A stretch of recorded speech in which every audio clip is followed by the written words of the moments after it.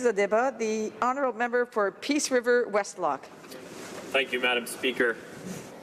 Thankful to have this opportunity to speak on Bill C-14, the Act to amend the Criminal Code and make related amendments to other acts. Assisted suicide is a grave matter and has serious implications for our society, in short term and in the long term.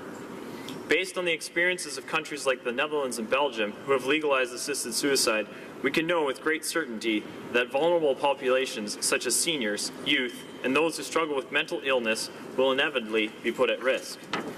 Legalization of assisted suicide has also greatly undermined the public trust in the medical system in these countries. That is why I'm opposed to legalizing assisted suicide. Bill C-14, in its current form, leaves segments of society vulnerable and provides no protection for professionals or institutions and undermines the credibility of our healthcare system and the important work the healthcare providers do to help people live. I urge members to take great care with this legislation and to weigh every word to ensure that our most vulnerable people are never placed at risk. In the past, this House has debated capital punishment, another means in which to take a person's life. Capital punishment was rejected, in part because the risk of ending one innocent life was one life too many. Should not that same principle guide us in our debate today? Ray Pennings, co-founder of Cardis, recently expressed the importance of this in an editorial in his writing. While every word in a legal definition matters, the language of this debate matters in a broader setting. How can we, as a society, understand personal autonomy and the taking of one's life? How do we distinguish between a group of teenagers on an Aboriginal reserve who enter into a suicide pact after deciding that life is not worth living from a group of citizens with a terminal illness and a terminal diagnosis, fearing that they would become a burden on their families and society, who similarly decide that death is preferable to life? The debate is hardly new, but there are distinctions that can be made and require care and a precision of language. It is concerning that the utilization of language is heading in the opposite direction.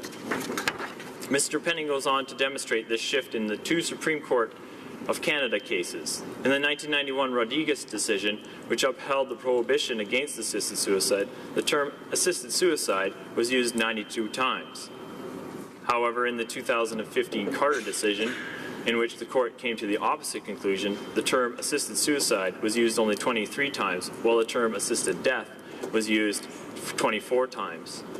We look at this current legislation before us, and the term suicide does not appear at all. The term assisted suicide does not appear at all, and the term suicide appears only 7 times, and the phrase medical assistance in dying is used 72 times. In 20 years, we have progressed from recognizing the value and dignity of life and making every effort to discourage those from suicide to now offering assisted suicide as a form of health care and calling it medically assistance in dying. Madam Speaker, while I find many parts of Bill C-14 alarming, I want to start with this shift in language. It is misleading to use medical assistance in dying in the context in which this bill does. Medical assistance in dying is not helping people choose to end their lives. Medical assistance in dying is what the medical community calls palliative care or hospice care. As Canadians, we are blessed to live in a country that has a great health care system, with many physicians who care deeply about helping their patients live fulfilling and healthy lives. And when circumstances change and patients are facing an incurable deadly disease, these same doctors use their medical knowledge to relieve pain and to end suffering through the end-of-life care. This is real medical assistance in death.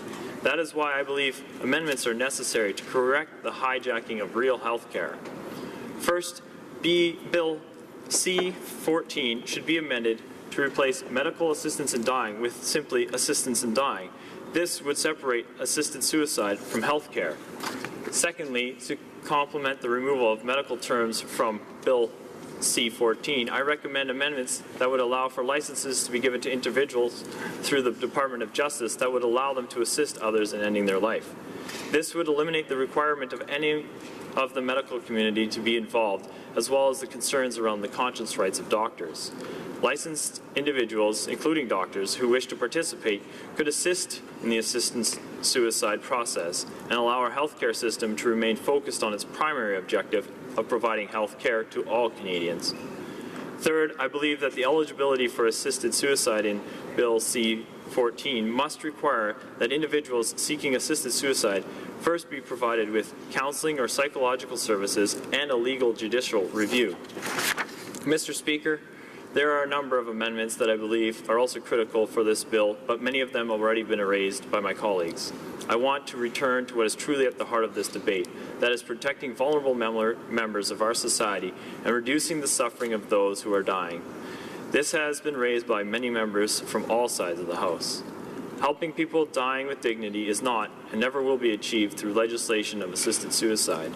Rather, helping people die well can only be achieved through improving our focus on palliative care. Every Canadian has the right to quality health care, and this includes high-quality palliative care.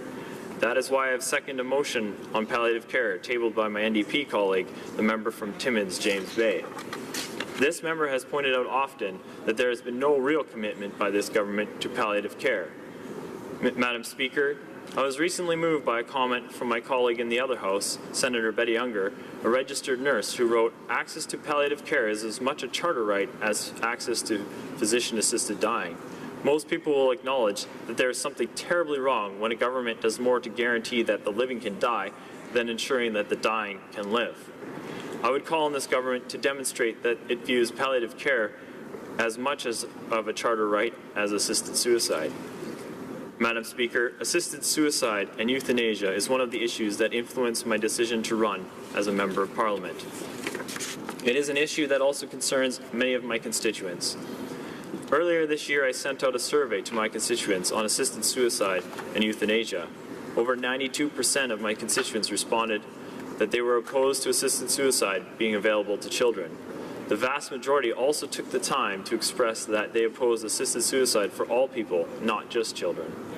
My constituents also expressed concern that doctors may be given must be given conscious protections, including Mitchell, who wrote, "Doctors take an oath to save lives. They should not be asked to end them by patients or by families' choice." Opposition to assisted suicide in my writing also crossed party lines. Amy wrote me, "As a Liberal supporter, I feel torn on this issue. I can understand both sides. However, this issue seems almost equivalent to legal murdering." On the issue of pain and suffering, Maggie wrote to me, "Having seen friends and family make decisions in the midst of pain and weariness, and having seen through deep depression and weariness of emotional pain, I know that clear, good decisions are never made in the valleys of life. I've come through wanting to end my life and experienced more joy than I ever thought possible." My constituents also include 14 First Nation communities in Northern Alberta. During the Special Joint Committee hearings earlier this year, Dr. Alika LaFontaine, who is the president of the Indigenous Physicians Association of Canada and also works throughout Northern Alberta, said, What we are pleading for in all Indigenous communities is not medically assisted dying. That already exists in more ways than can be counted. What we are pleading for is medically assisted life." Madam Speaker, Indigenous physicians want to help Indigenous people live, not die. Dr. LaFontaine also expressed that there have not been meaningful consultations with Indigenous peoples, and that the effect of creating a literal program where patients intentionally die within the medical system will further disengage and disenfranchise Indigenous patients and family. Earlier this year, I asked the Minister of Health about the consultations, and she admitted that the Liberal government did not consult directly with Indigenous organizations on assisted suicide legislation. Indigenous leaders tell me, "Nothing about us without us." I'm deeply concerned about the impacts of legalizing assisted suicide will have on the Indigenous communities. Finally, Madam Speaker, the topic of suffering is often raised when discussing suicide. The argument is made that assisted suicide should be made available to all who suffer, even children. Proponents will argue that life with pain and suffering is undignified life, and therefore assisted suicide should be available to anyone suffering pain. I could not disagree more. A person's dignity is not tied to their circumstances, but comes from the very fact that they are human. More importantly, our healthcare providers are incredibly talented at helping patients manage pain. Even when it comes to children in palliative care, doctors are not, I repeat, are not seeking assisted suicide as a solution. Dr. Stephen Leben, director of the Montreal Children's Hospital Pediatric Palliative Care Program, says, "There aren't these children that are asking to die right now. It never happens. The last thing I need as a palliative care physician is for children is a euthanasia law. The last thing. This would not be an extra tool for relieving suffering at all. It would only muddy the waters and make things even more confusing. I cannot support Bill C-14 at this time, but should significant amendments be made and the protection of conscience rights of healthcare workers and the removal of healthcare references, I would consider support." Thank you, Madam Speaker. Questions and comments? Questions et commentaires? The honourable member for Essex. Thank you, Madam Speaker, and thank you to my colleague for his speech today. I think some of the language that he was highlighting earlier on, the use of the word suicide, in the brief that is the outline of the legislation provided by the government, they do have a definition of medical assistance in dying. And I do believe that using this particular term is important. It's important when Canadians will be making this choice that they don't have the suicide attached to it, because this is a choice that they're making in a time in their life when they're in great distress and pain. But I did want to highlight for him that there are two definitions, and the first one is when the administration of a substance by a medical practitioner or authorized nurse practitioner that causes the person's death, and the second is the one he's been referring to, and that is the prescription or provision of the substance that then the person self-administers. So there are two separate pieces there, and I think that's why this medical assistance in dying has come forward. He also mentions the medical community. The Canadian Medical Association strongly welcomes the federal legislative and non-legislative responses that we put forward. Taken together, the proposed legislation and federal commitments to work with the provinces and territories go a long way to ensuring we reach a consistent framework in medical assisted in dying across all jurisdictions in Canada. We find ourselves at this current juncture, and it isn't simply about whether or not we feel in this House that this legislation should be implemented. It's the rules that we're going to be putting around it. So if you could speak to the amendments that you would like to see put forward in committee, then I would appreciate to hear that. Through you, Madam Speaker. Yes. So the honourable member for Peace River Westlock. Thank you, Madam Speaker.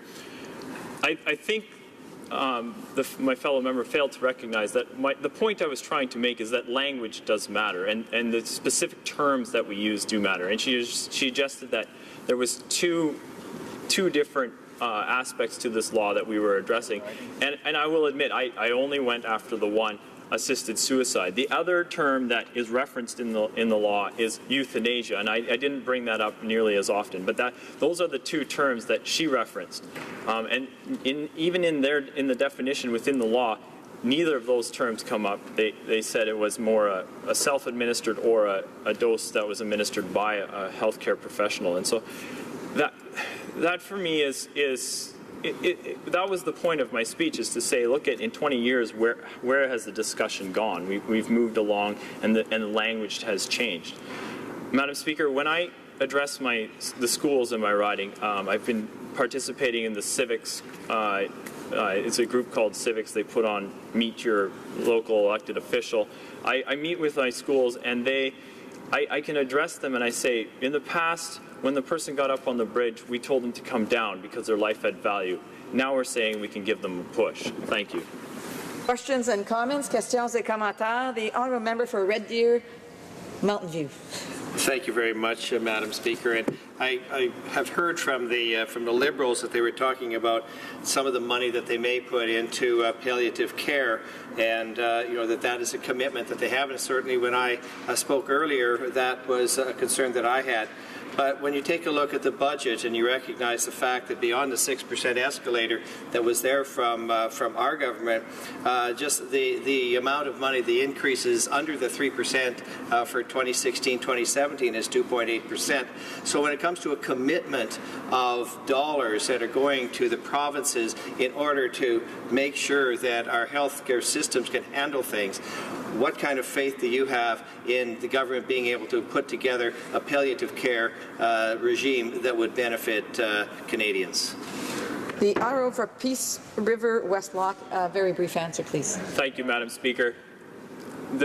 My fellow colleague has asked me to respond to him on what my confidence is in this government to address palliative care, and I think we can just look at this bill and see the lack of confidence that I have, because it hasn't been addressed in the budget, and this bill was also an opportunity to perhaps showcase that one balances out the other, and there has been no address. This palliative care has not been addressed in this bill or in the budget. So thank you for the question.